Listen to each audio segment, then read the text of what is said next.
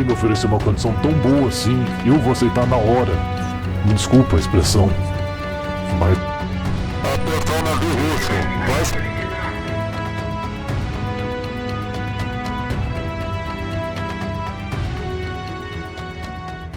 Em 25 de janeiro de 1978 nasce uma das figuras mais importantes da nossa atualidade. Zelensky nasceu em Kryvyi Rih, que é uma cidade no sudeste da Ucrânia. Ele vem de uma família de classe média, composto pelo seu pai, que é professor de ciências, sua mãe engenheira. Zelensky ele é casado com Olena Zelenska. É uma escritora e ex-roteirista com quem ele teve 2 filhos. Um nascido em 2004 e outro em 2014. Durante a guerra, a sua família permaneceu na Ucrânia, mas em locais seguros e não divulgados publicamente. Há 30 anos atrás, a Ucrânia deixou o terceiro arsenal nuclear em troca de garantias de segurança. E Moscou e Washington agora sugerem que você faça novas eleições. Você está pronto para deixar o posto de presidente da Ucrânia em troca de uma paz para a própria Ucrânia? Sim. Eu vou começar pelo final. Se a gente tá falando sobre a paz na Ucrânia, se é necessário eu deixar o meu posto pra gente atingir isso, então eu tô pronto.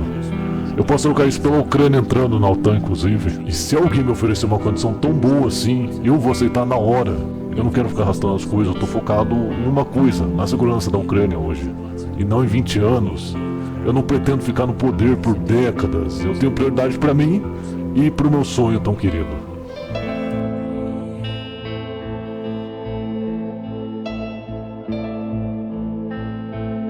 Um acordo entre nós e nossos parceiros tem que ser sem escândalo, tem que ser ganha-ganha, os dois têm que ganhar, a nossa população, seja o comércio americano ou o nosso comércio, mas o povo em si. Eu acho que é esse tipo de acordo que a gente deve assinar, que deveria prover proteção e, me desculpa a expressão, mas uma satisfação pela parceria. Porque não tem nenhuma parceria que vai longe sem uma satisfação.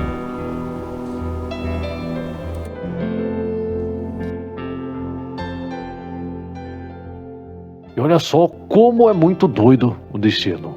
Em 2015, o Zelensky ele interpretou uma série de TV chamada Servidor do Povo, no qual ele interpretava justamente um professor de história que, por acaso, se tornava o presidente após um vídeo viral criticando a corrupção. A série ela foi um sucesso estrondoso e, de certa forma, ele prenunciou a entrada na política real.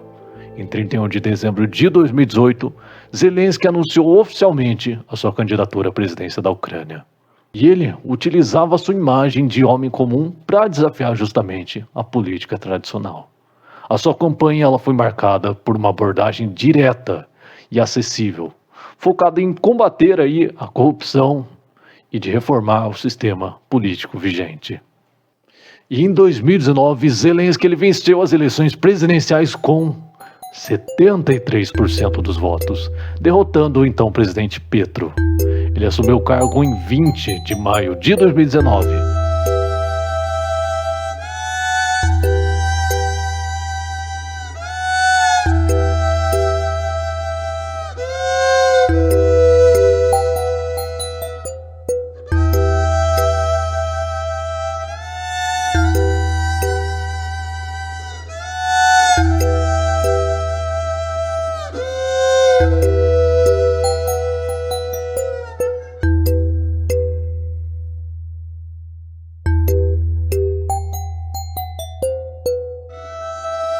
Herdando um país que estava em crise. A Ucrânia ainda lidava com as consequências da anexação da Crimeia pela Rússia desde 2014 e o conflito que estava em curso já em Donbás, onde os separatistas apoiados por Moscou lutavam contra as forças ucranianas. Zelensky ele até tentou negociar com a Rússia. Você sabia disso? Incluindo aí, encontrou pessoalmente Vladimir Putin em dezembro de 2019, em Paris. Mas a negociação não resultou em avanços significativos.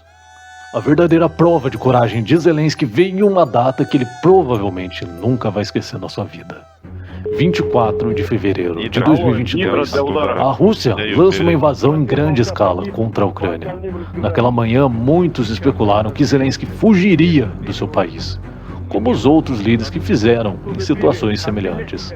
No entanto, ele surpreendeu o mundo ao decidir ficar em Kiev, mesmo quando as forças russas se aproximavam da capital.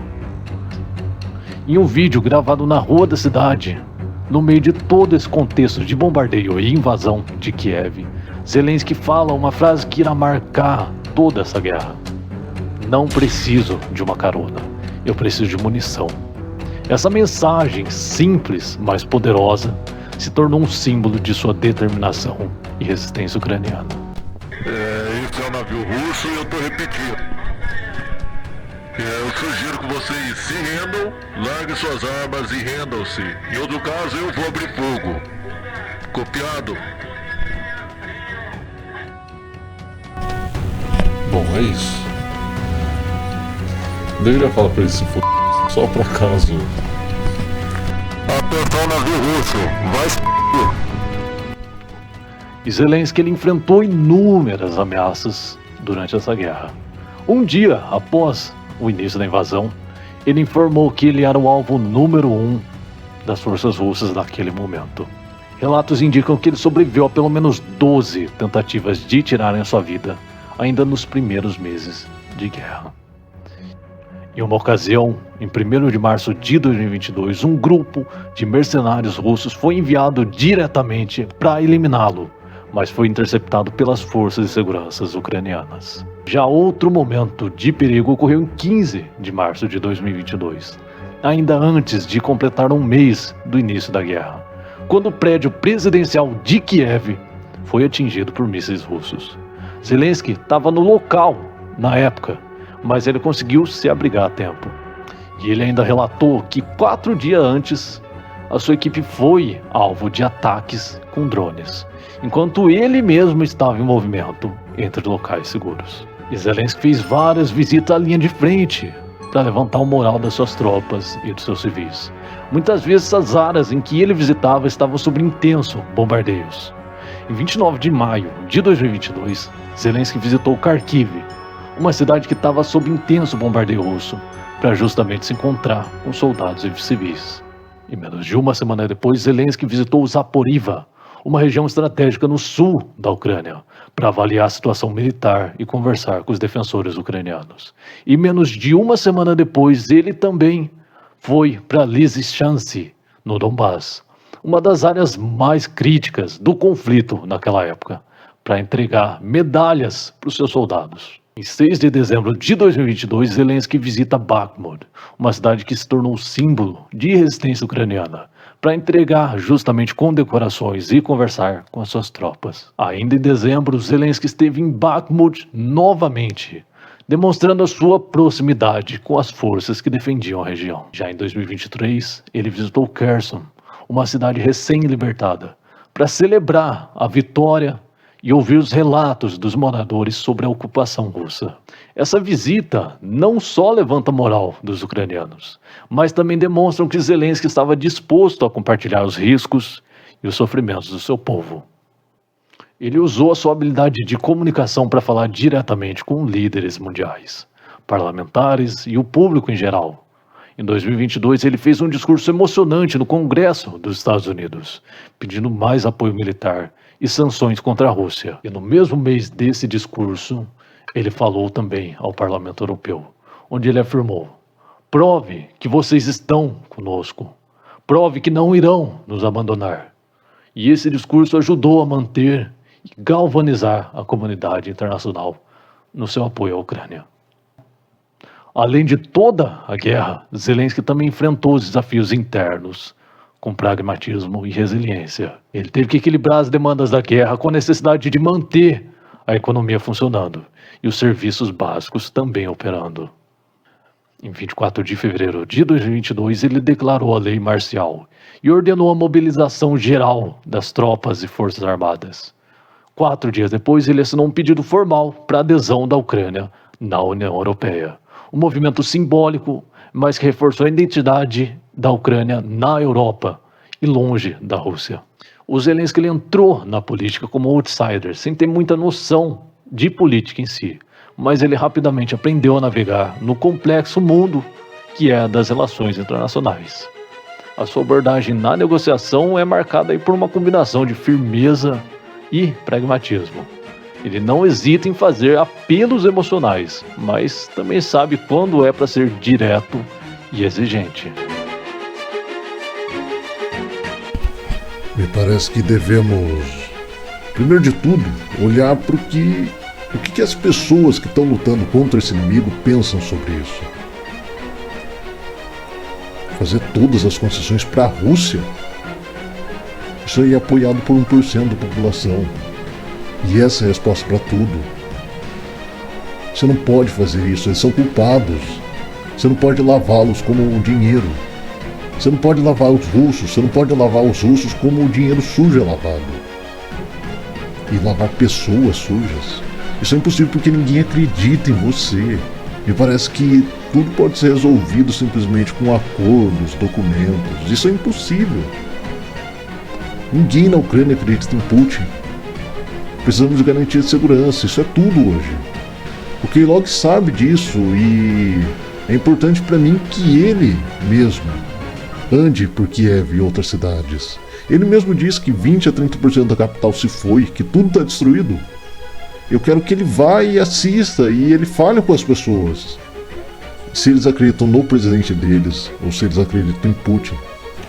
Pergunte a eles sobre o Trump, o que eles pensam do presidente depois dessas declarações. Eu acho que é bem importante apenas ir e vai falar com as pessoas. Nós não vamos levar ele para qualquer lugar, deixa ele escolher. Tem um embaixador aqui, então deixa ele escolher. Eu acho que é importante entender o que está acontecendo realmente. E depois, como eu disse, eu estou pronto para ir com ele pro front, e eu vou com ele. E deixa ele falar com os soldados que estão lá na frente de batalha.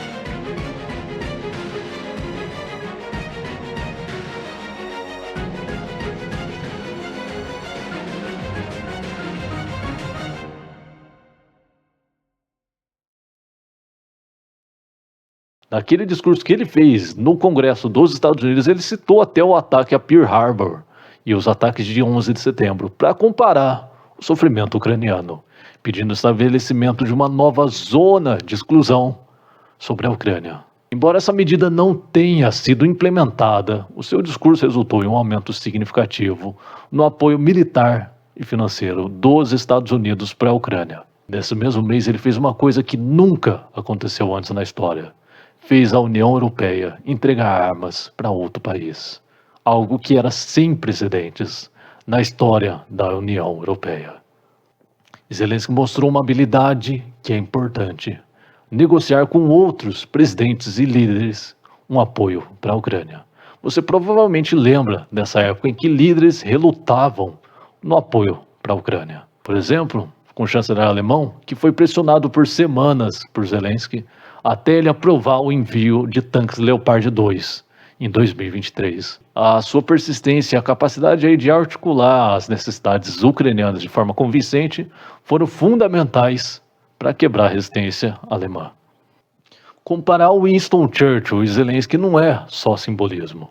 Ambos assumiram a liderança de seus países em momentos de extrema adversidade e eles usaram sua habilidade de comunicação para mobilizar não apenas a sua nação, mas também aliados internacionais. Churchill, durante a Segunda Guerra Mundial, era muito conhecido pelos seus discursos que eram inspiradores, como a famosa frase também dita por ele, "lutaremos na praia", que galvanizou o povo britânico. Zelensky, da mesma forma, usou a frase "não precisamos de carona, preciso de munição", para transmitir a resolução e a determinação do seu povo. Além disso, os dois líderes enfrentaram a ameaça de invasão sem recuar. Você sabia que Churchill permaneceu em Londres durante a Blitz, os bombardeios alemães sobre a cidade, e Zelensky também ficou em Kiev, mesmo quando as tropas russas estavam a poucos quilômetros da capital. Essa postura corajosa não apenas elevou o moral de seus compatriotas, mas também conquistou o respeito aí dos líderes globais. Agora, se comparado com o agressor Vladimir Putin, você vê várias fraquezas. No início da guerra, você lembra, em apenas 7 dias tomaremos a Ucrânia. Ele subestimou a resistência ucraniana e a unidade do Ocidente. Ele esperava aí uma vitória que era para ser rápida, mas a determinação de Zelensky e a resposta coordenada da OTAN e da União Europeia frustraram os planos de Vladimir. A decisão de Putin de concentrar suas forças em Kiev sem um plano de contingência adequada resultou em um fracasso logístico e estratégico. As tropas russas enfrentaram problemas de abastecimento, moral baixa, forte resistência ucraniana, levando uma retirada desordenada no norte do país em abril de 2022. Outra fraqueza de Putin foi a sua incapacidade de prever a reação internacional. As sanções impostas pela União Europeia, Estados Unidos e outros aliados atingiram duramente a economia russa, com o rublo despencando em empresas internacionais, deixando o país. Além disso, a decisão de Putin de recorrer à tropa de mercenário do grupo Wagner e também utilizar recrutas que mal eram treinados revelou a escassez de soldados profissionais e a falta de preparo militar. Você deve se lembrar de quando esse mesmo grupo Wagner lançou uma ofensiva direto para Moscou. E Putin reuniu a sua família e foi para um bunker na Sibéria, o qual esperou até que a situação se resolvesse. Em setembro de 2022, a Ucrânia lançou uma contraofensiva bem-sucedida na região de Kharkiv e recuperou seus territórios ocupados pelo russo. Essa derrota estratégica expôs a fragilidade do comando militar russo e a falta de coordenação entre as forças de Putin. A resposta de Zelensky foi rápida e eficaz e fez ganhar vantagem sobre os russos no campo de batalha. E ainda recentemente, as tropas ucranianas invadiu um território dentro da Rússia, a região de Kursk. Pô, esses soldados aí da Chechênia aí do Kadyrov, esses barbudo bastardo, eles passaram metade do ano aí na linha de frente. Os soldados Kadyrov devem receber a mesma coisa aí que os soldados russos estão recebendo. E eles pagam bastante pra cá. Eles têm unidade tipo norte, oeste, leste. Eles são, né, como eles dizem, os únicos lutadores que estão lutando aqui por Kursk. E eu não lembro qual, mas provavelmente apenas um batalhão desses barbudos do Kadyrov deixou e ficou aí. Apenas um batalhão, você acredita? Parece que todo mundo desistiu. E esse chechênio, foi tudo empurrado, o soldado deles foi tudo empurrado para trás. Os soldados mais jovens foi tudo expulso, foi tudo acovardado pra cá. Parece que desses caras do Akhmat aí, nenhum homem decente sobrou pra cá. O qual Vladimir Putin foi negociar e pedir apoio pro maior ditador de todos os tempos, Kim Jong-un. Volodymyr Zelensky hoje é um líder cuja coragem é testada de maneiras que poucos poderiam imaginar. Ele enfrentou uma guerra brutal, ameaças pessoais e desafios enormes. Mas ele nunca vacilou em seu compromisso com a Ucrânia. A sua capacidade de liderar com resiliência, se adaptando a diversos cenários, tornou uma figura globalmente admirada e um exemplo de liderança em tempos de crise. A sua história é um exemplo do poder que tem a coragem e da determinação que se deve ter diante de tantos problemas. E hoje a Ucrânia corre o risco de parar de receber apoio dos Estados Unidos na guerra atual, deixando assim a Rússia sair como uma grande vencedora disso tudo. Mas lembrando que não é só a Rússia que ganha, mas outros países que também são alinhados com os mesmos princípios. Mas se a Ucrânia perder, não vai ser só a Ucrânia que vai perder, mas também todos os outros países que também forneceram ajuda à Ucrânia. Guerra é guerra. Que lindo!